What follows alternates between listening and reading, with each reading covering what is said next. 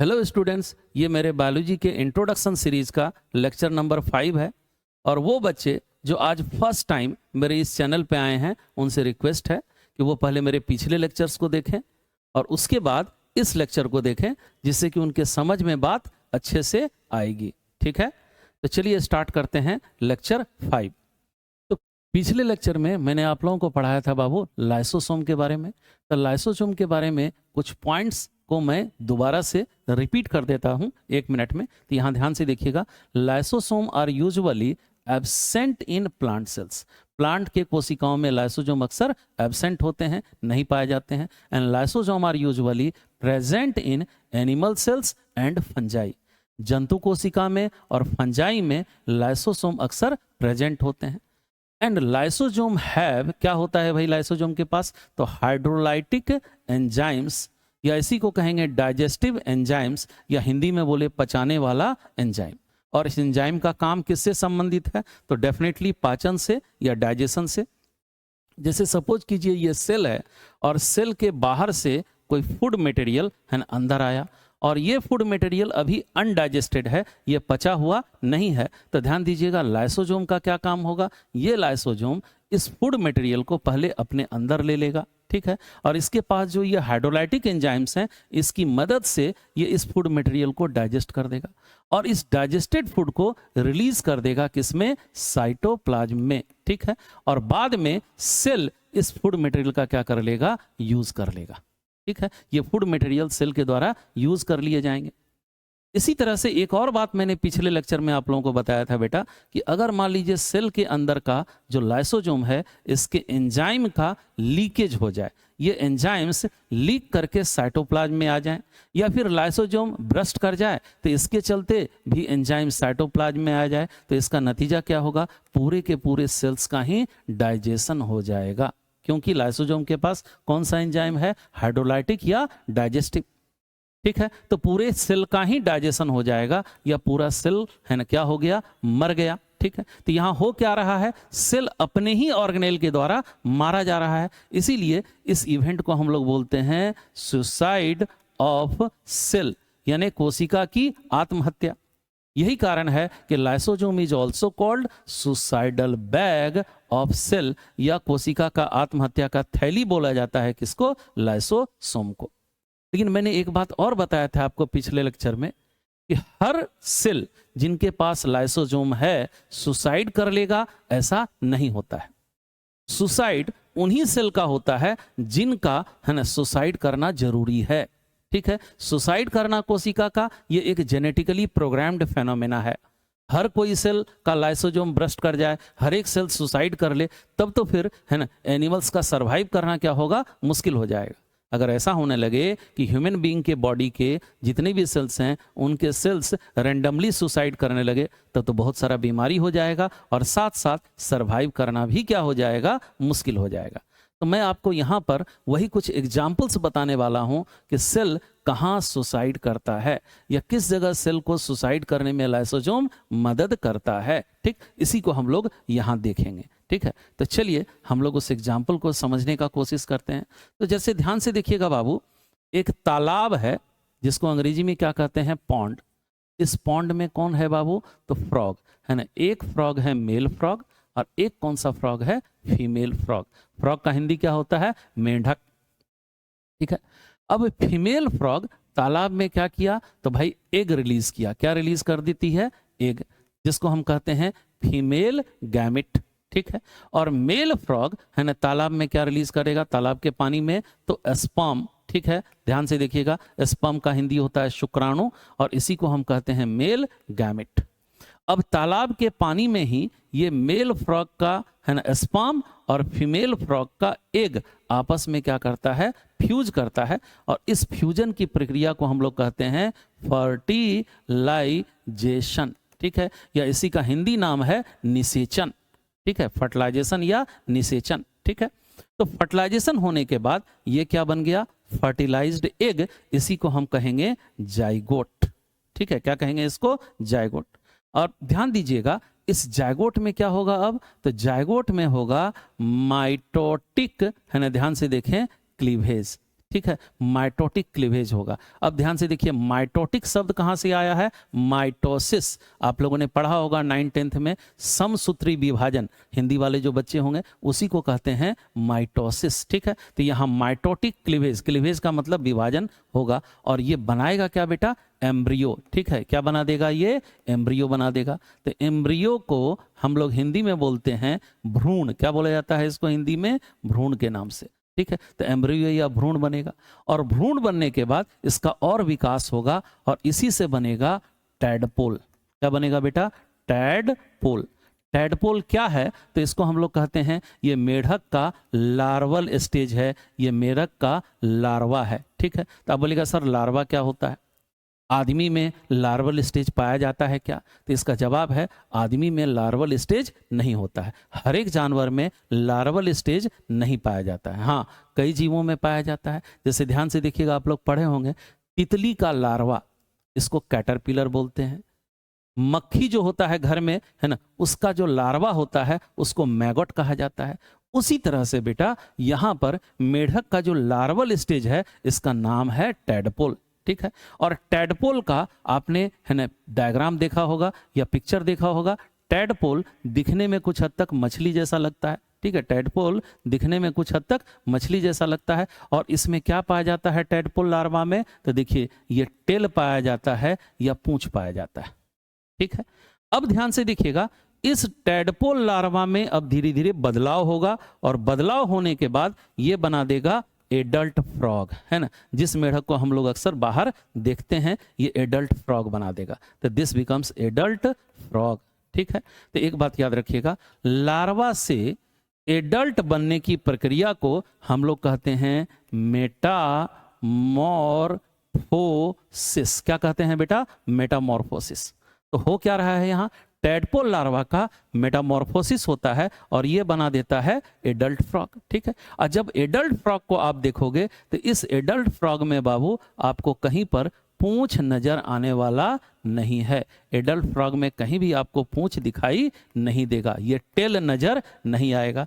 तो ऐसा क्या है कि यहाँ टेल है और यहाँ टेल गायब हो गया। किस दौरान? मेटामॉर्फोसिस के दौरान। तो इस टेल का होता क्या है, इसी को हम लोगों को यहाँ समझना है। ठीक है, तो इसके लिए हम लोग, है ना, नोट्स पे आते हैं। तो चलिए ध्यान से देखिए, अब यहाँ ध्यान से देखिए बाबू, यहाँ क्या लिखा है? Lysosome perform controlled suicide of cells. ठीक है, ध्यान से देखिए, ऐसा नहीं है कि कोई भी सेल जिसमें लाइसोसोम है उसका सुसाइड हो जाएगा, ऐसा नहीं है। हमने कहा सुसाइड ऑफ द सेल जो होता है वो काफी कंट्रोल्ड होता है ना, हर एक सेल सुसाइड नहीं कर सकता है। तो चलिए देखिए, यहाँ डायग्राम में है टैडपोल लार्वा। ठीक है, ये जो डायग्राम है टैडपोल लार्वा का डायग्राम है। ठीक है, ये टैडपोल क्या है? तो this is the larval stage of frog, मेढक का लार्वा वाला अवस्था क्या कहलाएगा? टैडपोल। और इस टैडपोल के पास देखिए, यहां से लेके यहां तक क्या चीज है बेटा? ये टेल है इसका या पूंछ, है ना। तो ये है टैडपोल लार्वा का टेल या पूंछ। और ध्यान दीजिएगा, टैडपोल लार्वा से, है ना, क्या बनाना? एडल्ट फ्रॉग बनना। ध्यान से देखिएगा, टैडपोल लार्वा से एडल्ट फ्रॉग बनना क्या कहलाता है? This process is called Metamorphosis. ध्यान दीजिएगा, मेटामॉर्फोसिस, है ना, ये शब्द हर एक उस जगह लागू होगा जहां पर कि लार्वा, है ना, किस में बदलता है? एडल्ट में। ठीक है, इसको याद रखिएगा कि मेटामॉर्फोसिस का मतलब ही होता है लार्वा का किस में बदल जाना? एडल्ट में बदल जाना। और इस बदलने की प्रक्रिया को क्या कहेंगे? मेटामॉर्फोसिस। तो देखिए, नोट्स में मैंने लिखा है कि मेटामॉर्फोसिस इज ट्रांसफॉर्मेशन, यानी बदलाव, है ना, ऑफ लार्वा इनटू क्या बेटा? एडल्ट। लार्वा का एडल्ट में बदलना ही क्या कहलाएगा? मेटामॉर्फोसिस कहलाएगा। ठीक है, लेकिन एक इंपॉर्टेंट बात है कि मेटामॉर्फोसिस के पहले जो ये टैडपोल लार्वा है इसके पास क्या मौजूद है? टेल। और मेटामॉर्फोसिस हो जाने के बाद, है ना, इसका टेल क्या हो गया? गायब, यानी एडल्ट फ्रॉग के पास टेल नहीं है। तो सवाल ये उठता है कि इस टेल का होता क्या है? तो ध्यान दीजिएगा, टेल जो टैडपोल लार्वा के हैं बेटा, ये कई सेल्स के बने होंगे, बहुत सारी कोशिकाओं के बने होंगे। देखिए, ये टैडपोल लार्वा के क्या है बेटा? सेल्स हैं। ठीक है, जब मेटामॉर्फोसिस करने की बारी आती है बेटा, उस समय क्या होता है? तो टेल के जो सेल्स हैं ये बारी बारी से आत्महत्या करना शुरू कर देते हैं। कैसे? तो भाई इस सेल का देखिए सबसे अंतिम सेल है, इस सेल का पहले लाइसोसोम फटेगा और ये सेल है ना सबसे पहले सुसाइड करेगा। ठीक है, इसके बाद इसके जो डाइजेस्टेड प्रोडक्ट हैं, पचे हुए एंड प्रोडक्ट हैं, बगल वाला सेल इसको खाना समझ के क्या कर लेगा? एब्जॉर्ब कर लेगा। ठीक है, उसके बाद है ना इस सेल के लाइसोसोम के फटने की बारी होगी, इस सेल का भी लाइसोसोम पहले फटेगा, अब उसके बाद इस सेल का भी सुसाइड होगा और फिर बगल वाला सेल जो है इसको भोजन समझ करके डाइजेस्टेड एंड प्रोडक्ट को एब्जॉर्ब कर लेगा। फिर वही काम यहाँ भी होगा, इनका भी डाइजेशन होगा या कहिए इनके सेल, इस सेल का भी सुसाइड होगा और उसके बाद बगल वाला सेल है ना क्या करेगा? इसके एंड प्रोडक्ट को फूड समझ करके एब्जॉर्ब कर लेगा। ठीक है, तो ये प्रक्रिया लगातार चलता रहता है। देखिए यहाँ डायग्राम में मैंने यहाँ दिखाया है क्या बाबू? Suicide of cell. सबसे पहले कोशिका क्या करेगा? सुसाइड करेगा और बगल वाला सेल इस सुसाइड सेल का जो डाइजेस्टेड एंड प्रोडक्ट है उसको भोजन समझ करके क्या कर लेगा? एब्जॉर्ब। और ये प्रक्रिया रिपीट होता रहेगा, है ना। ये सेल का सुसाइड हुआ, बगल वाला इसको एब्जॉर्ब कर लिया एंड प्रोडक्ट को, फिर इसका सुसाइड, है ना, फिर इसका सुसाइड, फिर इसका सुसाइड और बारी बारी से सेल सुसाइड करते जाएंगे। अब बगल वाला सेल इनके एंड प्रोडक्ट को फूड समझ करके एब्जॉर्ब करता चला जाएगा। अंत में ये सेल भी सुसाइड किया और इधर के सेल्स इसको एब्जॉर्ब कर लेंगे। नहीं, एक बात याद रखिएगा, इससे आगे का सेल अब सुसाइड नहीं करेगा। हाँ, हो सकता है यहां अंदर में कहीं कहीं सेलेक्टिव सुसाइड हो सेल का, लेकिन है ना टेल के जितने भी सेल्स हैं इन्होंने बारी बारी से सुसाइड कर लिया। अब बगल वाला सेल इसको भोजन समझ करके क्या करता चला गया? इसके डाइजेस्टेड एंड प्रोडक्ट को एब्जॉर्ब करता चला गया। ठीक है, तो देखिए यहां पर मैंने ये लिखा है सेकंड नंबर पॉइंट में, absorption of digested end product by adjacent cell. Adjacent cell का मतलब क्या होता है? बगल वाला सेल।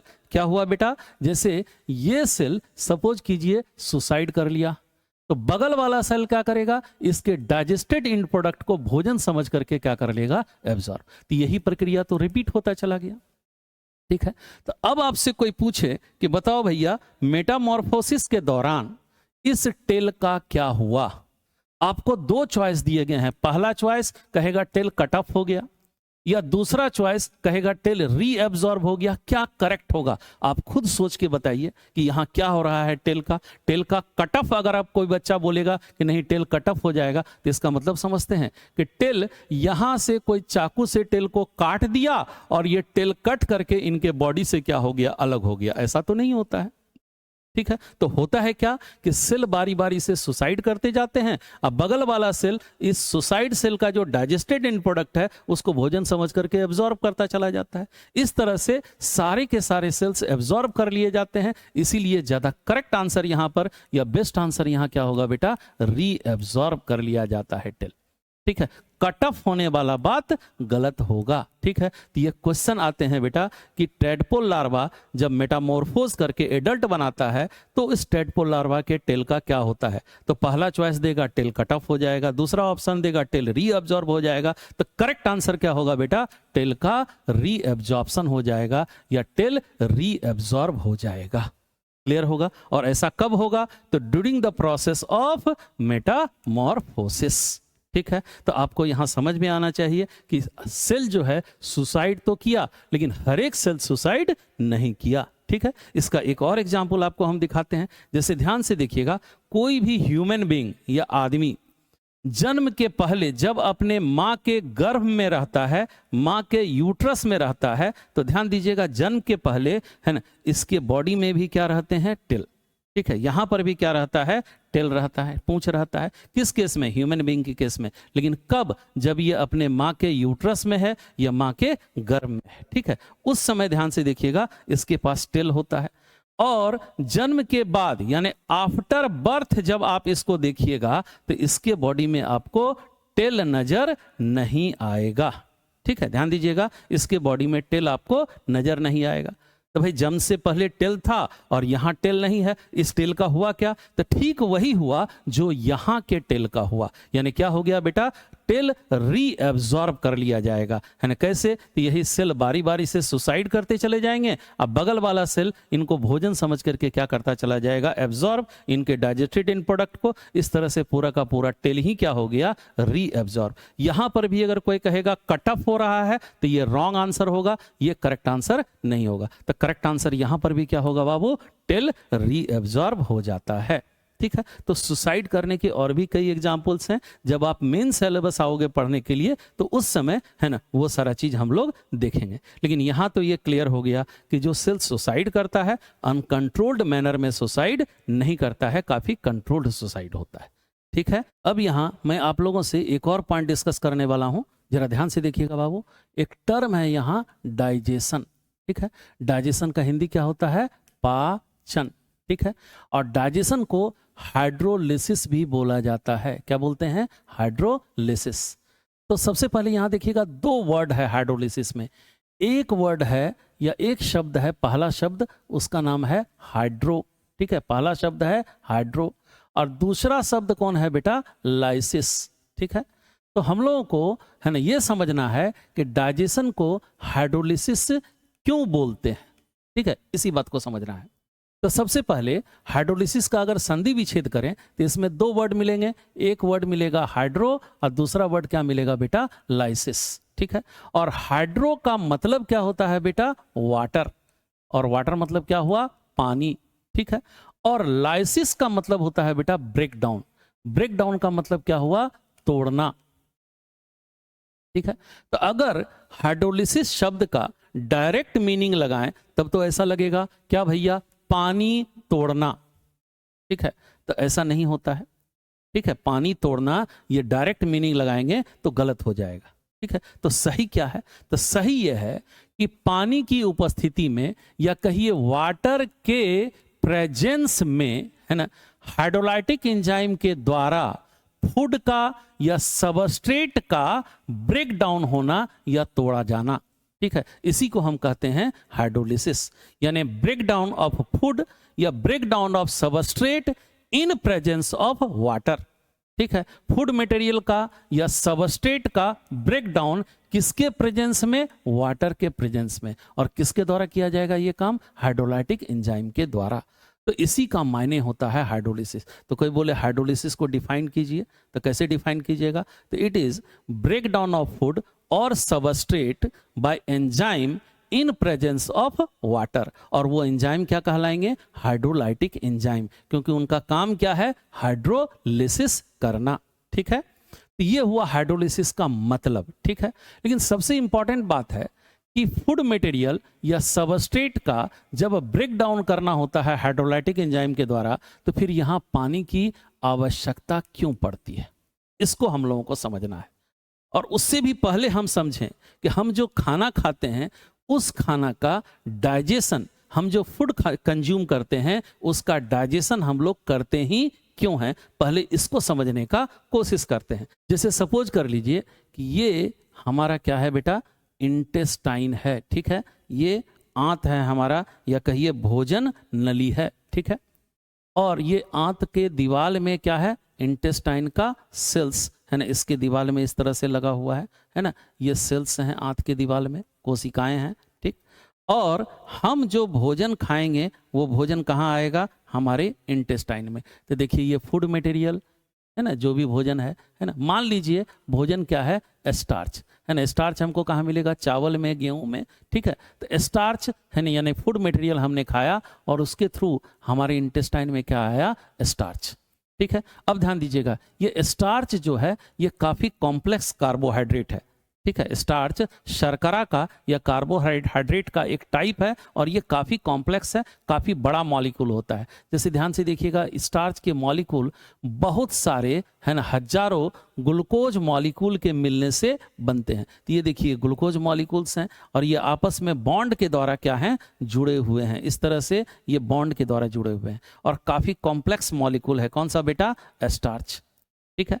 अब ध्यान से देखिएगा, स्टार्च तो आया ही आया, और भोजन जब हम करेंगे तो भोजन के साथ साथ क्या आएगा, वाटर भी आएगा, पानी भी आएगा, ठीक है। ध्यान से देखिएगा, वाटर भी आया, ठीक है। और अगर भोजन के साथ पानी नहीं आएगा तो हमारा आंत का दीवाल जो है उसका कोशिका है ना, यहाँ आंत में क्या रिलीज कर देगा, पानी रिलीज कर देगा। ठीक है, याद रखिएगा, अगर हम बाहर से पानी ना पिए तो आंत का दीवाल क्या रिलीज कर देगा, इसमें वाटर रिलीज कर देगा। ठीक है, चलिए उसके बाद क्या होगा, तो देखिए ये जो स्टार्च का मॉलिक्यूल आया है ये इतना कॉम्प्लेक्स है, इतना बड़ा है कि इसको हमारा इंटेस्टाइन का जो कोशिका है या आंत का जो कोशिका है ये डायरेक्टली कभी भी एब्जॉर्ब नहीं कर सकता है, क्योंकि ये काफी बड़ा मॉलिक्यूल है, काफी कॉम्प्लेक्स मॉलिक्यूल है।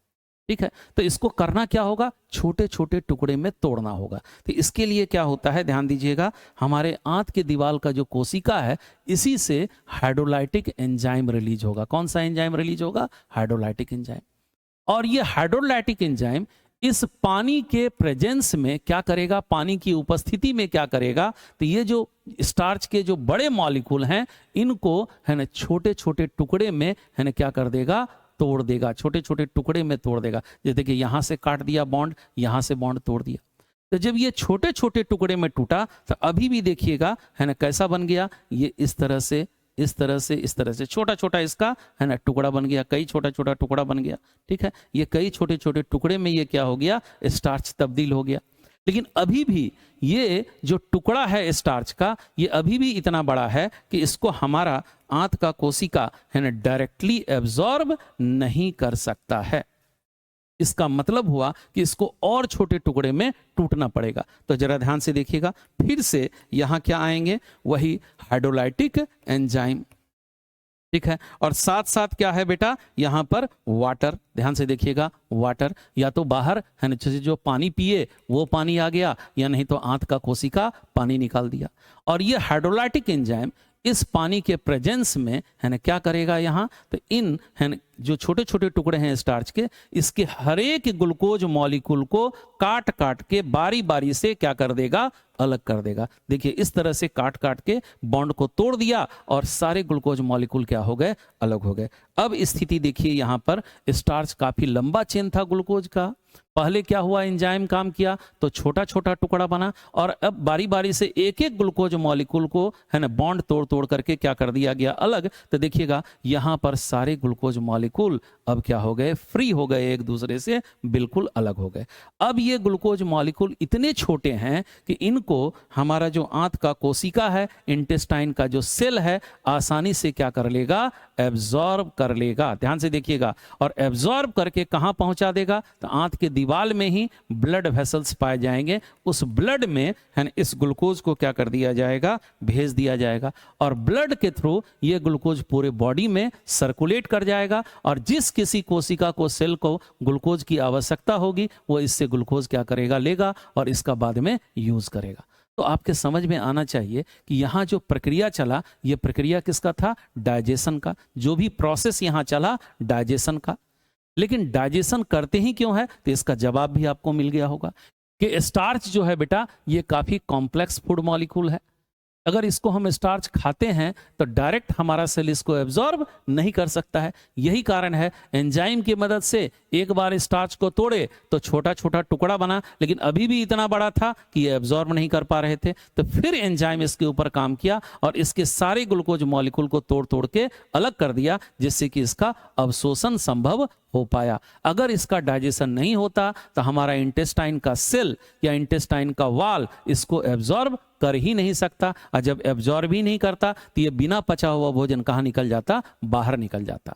ठीक है, तो ध्यान दीजिएगा यहां पर डाइजेशन का पर्पस क्या है, तो बड़े फूड मॉलिक्यूल को छोटे टुकड़े में तोड़ना, किसकी उपस्थिति में, पानी की उपस्थिति में, किसके द्वारा, एंजाइम के द्वारा, और तब तक तोड़ना जब तक कि वो एब्जॉर्प्शन के काबिल ना हो जाए। ठीक है, तो ध्यान दीजिएगा बेटा, डाइजेशन का डेफिनेशन क्या होगा या पाचन की परिभाषा क्या होगी, तो digestion is break down of food with the help of enzyme in presence of water up to absorbable extent.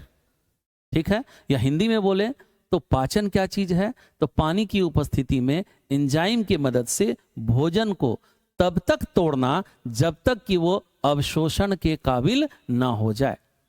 ये बहुत इंपॉर्टेंट है कि तब तक तोड़ना जब तक कि वो एब्जॉर्प्शन के काबिल ना हो जाए। जैसे ध्यान से देखिएगा, ये जो था पूरा का पूरा स्टार्च है ना, काफी लंबा था।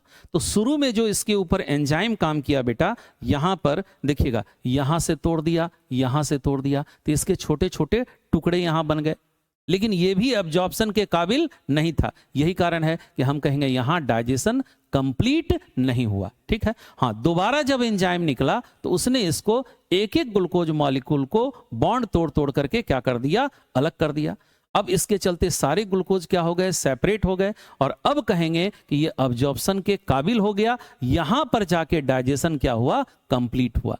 ठीक है, तो इसका मतलब डाइजेशन है ना, तब तक तोड़ते रहना है फूड को एंजाइम के द्वारा पानी की उपस्थिति में, जब तक कि वो एब्जॉर्ब करने के काबिल ना हो जाए, अवशोषण के काबिल ना हो जाए। क्लियर हो गया यहां पर। चलिए एक और चीज यहां ध्यान से देखिएगा कि भोजन के पाचन में पानी काफी आवश्यक है। तो सवाल है पानी क्यों आवश्यक है। अब ये यहां हम लोग समझने का कोशिश करेंगे। जैसे देखोगे यहां पर क्या चीज है, स्टार्च हमने देखा, और स्टार्च क्या चीज के मिलने से बना था, ग्लूकोज के मिलने से। ठीक है, ग्लूकोज के मिलने से। हम जानते हैं प्लांट जब फोटोसिंथेसिस करता है, प्रकाश संश्लेषण करता है, तो क्या बनाता है, ग्लूकोज। ठीक है, ग्लूकोज बनाता है, और बाद में प्लांट क्या करता है, इसी बहुत सारे ग्लूकोज को है ना, जब स्टोर करना होता है तो बहुत सारे ग्लूकोज को आपस में बॉन्ड के द्वारा जोड़ देता है, और इसी का नाम पड़ जाता है स्टार्च। ठीक है, और ये कॉम्प्लेक्स काफी बड़ा मॉलिक्यूल बन जाता है।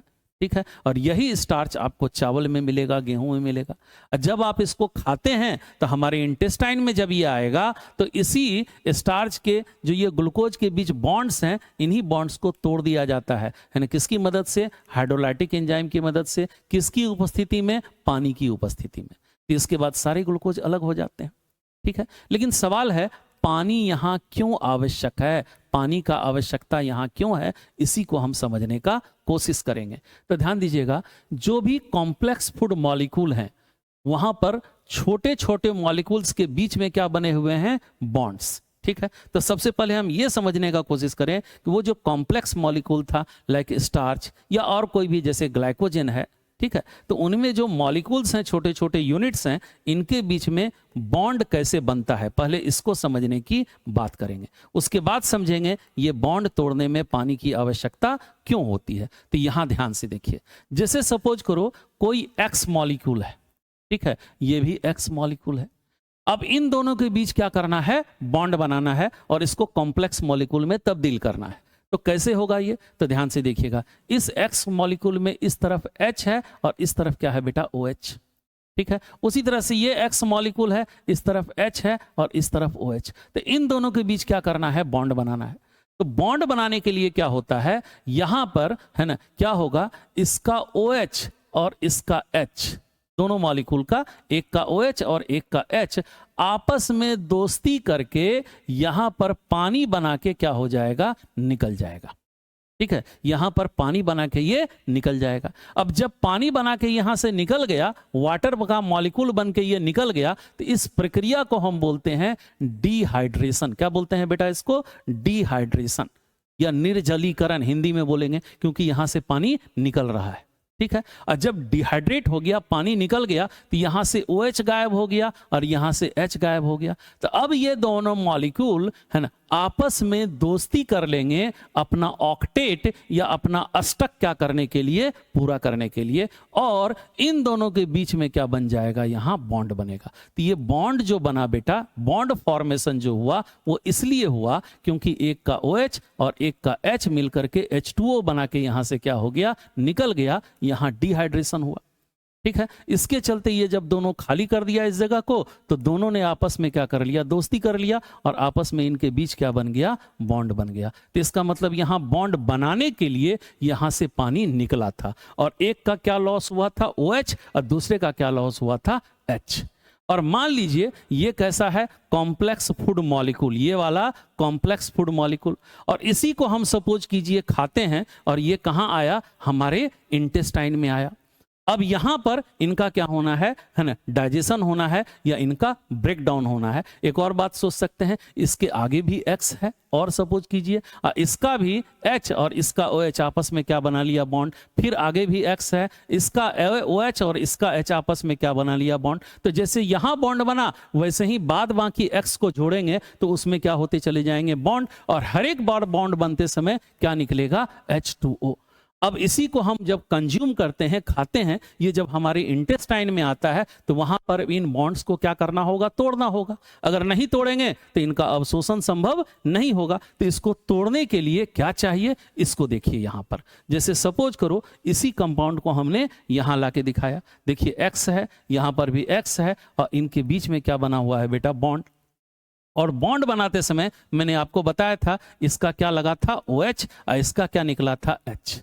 इसी के निकलने से क्या बना था, यहाँ वाटर मॉलिक्यूल बना था और वो निकल गया था। अब चलिए यहाँ क्या होता है, तो यहाँ देखिए अब हाइड्रोलाइटिक एंजाइम को हम यहाँ लगाते हैं कि भैया तुम एक काम करो, ये बॉन्ड को तोड़ दो।